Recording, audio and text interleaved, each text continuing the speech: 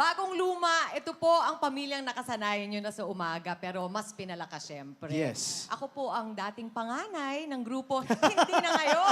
Hindi na ngayon! And syempre, to welcome Bye! ang aming bagong adisyon sa umaga mula sa gabi, a veteran journalist who has Hoy! covered a lot of kumbaga events in our country and also worldwide. Isang batikan po na newscaster at journalist, the one and only Bok Ed Lingao! Boked!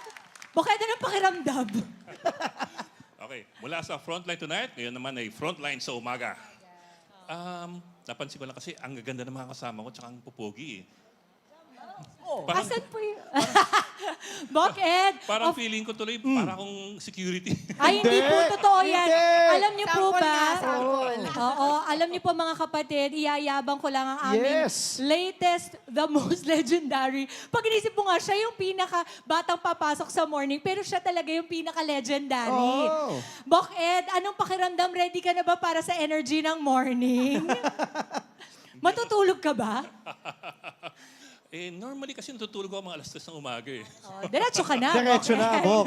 De, pero Bok, alam mo naman natin, napapanood ka namin StoryCon, Frontline Tonight, at sa mga iba ding mga shows, no? Talagang sinubaybayan din yung mga storya na sinundan mo, mapa-gera man, sa South, at kahit saan. Anong pwede pang abangan dito ng ating mga kapatid kay Bok Ed Lingao dito sa Frontline sa umaga? No, I think of course, it's a group effort eh. I think what we want to show is that we want the morning show to be serious and fun and seriously fun. Ang maganda doon. May isang katanungan lang Kaya ba tayo. natin? Dahil nakita mo naman sumasayaw kami, di ba, pag umaga. Tara, sample. Maasam bang sasayaw ang Bok Ed Lingao sa umaga? Alam mo, walang galang talaga tong si Hindi! Alvin. Hindi! Alam mo kung bakit mawawala hindi? yung Alam mo kung bakit? Nung kredibilidad. nag-shoot kasi tayo ng OBB natin. Sumasayaw kasi tinanong, siya. Oo, tapos tinanong niya ako, sabi niya, Bok, araw-araw ba natin gagawin to? Oo. Pero hindi, maaasahan nila ang talaga namang balita na kaagad-agad nilang makita.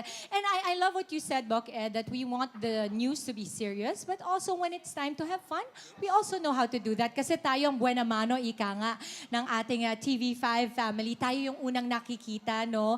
So gusto naman natin na kahit na mabigat ang mga balita, ay magaan naman ang kanilang pakiramdam. Alam nilang may kasangga sila sa Yes. atin. Ako excited ako makita natin at makita nila lahat yung ibang kabilang kabilang side naman. Kaya yung left profile naman ni Ed sa umaga.